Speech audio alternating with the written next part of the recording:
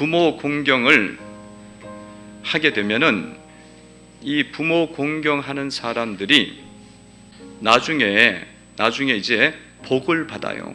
약속이 있는 첫 계명이니까 복을 받아갖고 이제 연료하게 되었을 때에 삶이 거룩하고 행복하고 풍성한 삶이 된다는 거예요.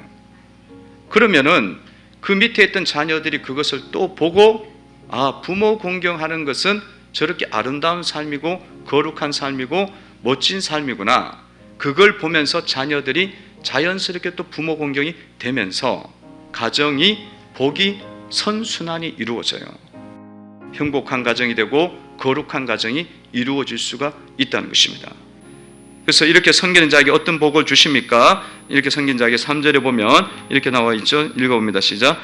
이로써 내가 잘되고 땅에서 장수하리라. 아멘. 이렇게 섬김을 하는 가정 속에는 반드시 거기에는 행복한 가정이 이루어집니다. 그래서 주님께서 이 부모 공경에 대한 말씀을 하면서 약속 있는 첫 계명이다. 그렇게 말씀을 하신 것입니다. 근데 만약에 부모 공경이 안 돼 버리면 어떻게 돼요? 계명에 보면은 말씀에 보면은 부모 공경을 하지 않는 경우에 대해서 말씀이 여러 번 나와요.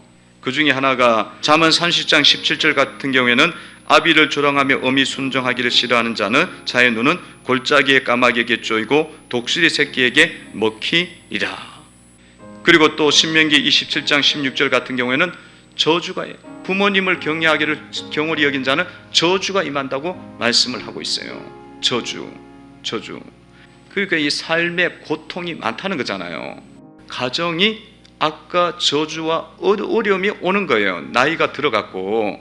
그러면 이게 사회와 가정 속에 악이 자꾸 만연하게 되어지고 사람들이 악독해지게 된다는 거죠. 여러분, 이 말씀은요, 복받는 원리를 우리에게 제공해 주고 있습니다. 복은 이 나보다 위에 있는 건의에게 순종을 할 때 복이 오는 거예요.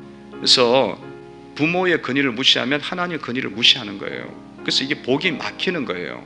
복이 막혀. 그래서 아까도 이야기했지만 저주가 오고 고통이 오고 죽여야 된다 그러고 오잖아요. 그렇게 말씀해요. 그래서 위에 있는 건의를 여러분들이 인정을 하고 하나님의 건의로 인정하고 받아들일 때에 복이 오는 겁니다.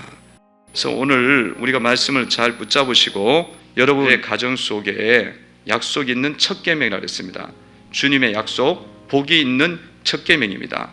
이 복에 있는 중요한 계명이죠. 하나님처럼 부모님을 섬기는 가정으로 세워가시기를 바랍니다.